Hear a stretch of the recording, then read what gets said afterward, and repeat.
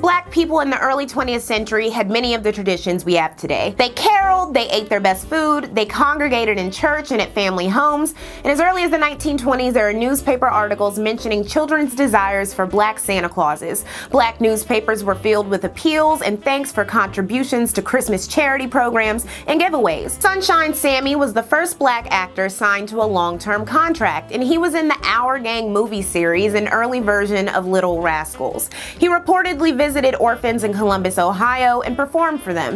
In 1936, legendary tap dancer Bill Bojangles Robinson was the first black person of note to dress as Santa at an annual Christmas Eve party for poor kids in Harlem. Speaking of performers, a conversation about black Christmas traditions in the 20th century can't exclude the plethora of musical contributions made by black artists. If YouTube wouldn't demonetize me, I would have an A1 medley for you right here, but I will mention that my favorite Christmas song of all time, Santa Baby by Eartha Kitt, debuted in 1953.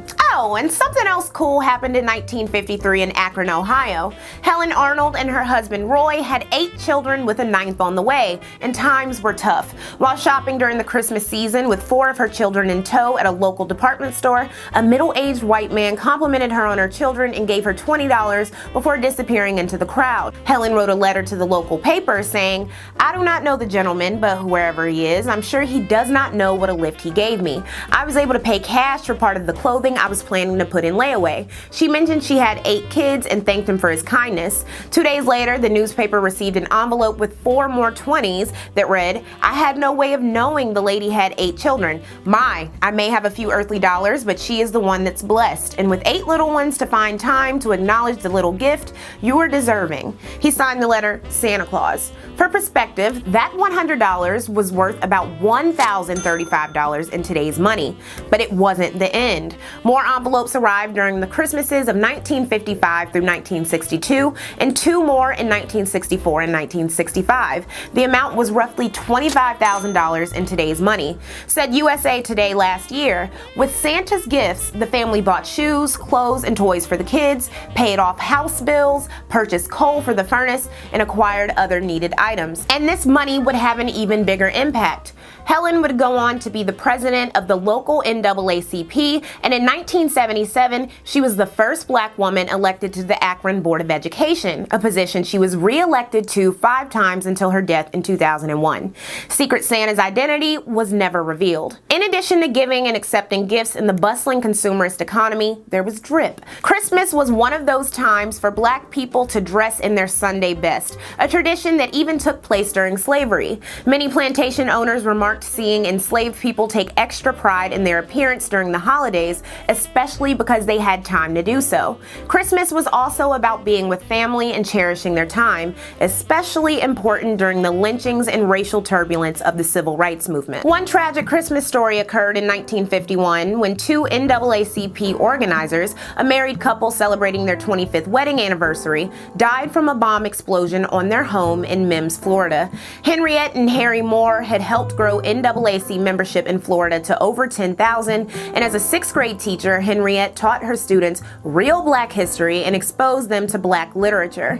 But it was the couple's investigation of lynchings that led to them being targeted by the Klan and killed on Christmas Day. Speaking of the Klan, there is this really annoying story from 1948 showing a Talladega, Alabama division of the KKK gifting a radio to 107-year-old former enslaved man Jack Riddle and his 86-year-old wife Josie. The radio was so Uncle Jack could hear the preachers, with Grand Dragon Samuel Green elaborating that the Klan doesn't hate Negroes. The couple was also given a box of fruit, nuts, and candy, with a Klan spokesperson telling them, "We will provide you all the batteries you want all next year." This publicized event served the same purpose as enslavers gifting presents in the antebellum period, to show alleged benevolence and fairness. The Atlanta Constitution quoted Green as saying, "The Klan believes in white supremacy and segregation. The Klan also believes in treating Negroes fairly and honestly."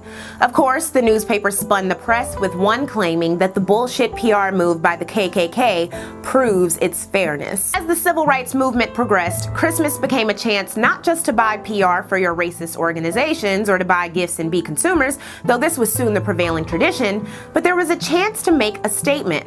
In 1962, 1962, there was a Christmas boycott in Jackson, Mississippi after the murder of Medgar Evers, in which the entire black population refrained from patroning white-owned businesses. The next year, this Black Christmas strategy was adopted by a group of black artists in a national call to boycott Christmas altogether. The Association of Artists for Freedom was made up of writers John O'Killens and James Baldwin, singer Odetta, journalist Louis Lomax, and actors Ruby Dee and Ossie Davis. To understand what pissed them off enough to call a nationwide boycott, we have to look at Birmingham, Alabama in 1963. A Birmingham church bombing took the lives of 4 black girls, Addie Mae Collins, Cynthia Wesley, Carol Robertson, and Carol Denise McNair on September 15th. Though it was the first bombing to kill, it was the 28th unsolved bombing of black homes, churches, and businesses in the city overall. Many people know about these girls, but not the other victims from that day. That afternoon, after the morning bombing, 2 white teenagers leaving a canceled anti-integration rally shot and killed one of 2 black boys they saw on a bike. The black boy they killed was Virgil Lamar Ware. He was 13, he played football, and he wanted to be a lawyer. Shortly after that, a cop shot a black boy named Johnny Robinson in the back. In the midst of all this murder, the AAF called for a nationwide boycott of Christmas. It was meant to draw attention to racism nationwide and not just southern cities. It was supported by Adam Clayton Powell Sr. and Martin Luther King Jr., but did not find the full necessary support from the Southern Christian Leadership Conference, especially within the short time frame of 2 months from October to December. No other major civil rights groups endorsed the call to boycott. Most importantly, white publishers and black publishers alike were reluctant to cover the boycott because it was at odds with their advertising income.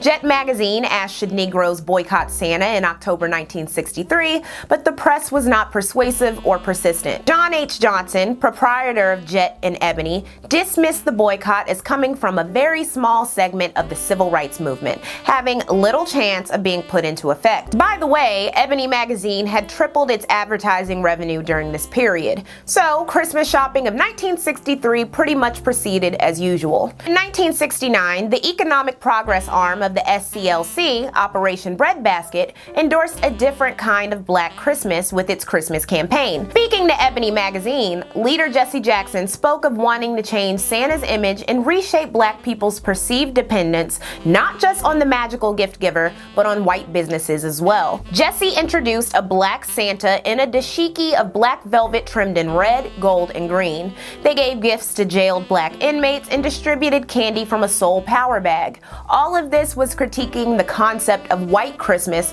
or the recent push to encourage black people to spend their money during the holiday season, including them in advertisements and stuff, draining the black community of precious resources. Said Jesse, instead of too many breakable toys, we need to give our children a savings account at a black bank or savings and loan association. He also promoted gifting fellow adults with black news subscriptions and shopping from black-owned businesses. Responses to Ebony magazine about Black Christmas in 1970 are eerily familiar. Wrote Miss F. Nesbitt from Charleston, South Carolina, "I do not know what color has to do with the enjoyment of Christmas. Whether Santa is black or white or red or green, it doesn't matter. Black Christmas, Black Christ, what will they think of next?" Did anybody tell her that Jesus was black, or what did she say when she found it out? And there was Mrs. Bertha Husband from Brooklyn, who would fit right in with modern conversations on where to spend money. She said, "Why as a black woman should I have to pay more solely for the purpose of buying black? I don't relish what the white man is doing with my money, but he is cheaper. Why can't blacks charge the same prices or lower their prices just to attract the black trade?" Then there was an anonymous reader who denounced Ebony magazine as militant and radical for the Black Christmas story and encouraging black people to vote for black interests. Oh my God, there's a few every generation, huh? Also in 1969, Shaletto's department store in Cincinnati came under fire for refusing to hire a black Santa, with the local population threatening a boycott. Said the store owner, "This has nothing to do with the quality of employment. It just doesn't fit the symbol as kids have known it." He folded next year, and many other department stores in the 70s throughout the late 20th century began hiring black Santas. Those in predominantly urban areas were quickest to do so. It's also worth mentioning that Bloomstein's department store in in Harlem first employed a black Santa Claus since 1943. By the end of the 20th century, businesses were including black Christmas shoppers in other ways too. The amount of black toys grew, as well as demand for black Christmas cards. Said a spokesman for American Greetings Corp in 1983, industry-wide, we are showing that approximately 1 million black Christmas cards will be purchased this year. In response, the company created 21 black designs, most featuring a black Jesus. I know Miss F. Nesbitt from Charleston, South Carolina was crying and throwing up, honey. Black Jesus.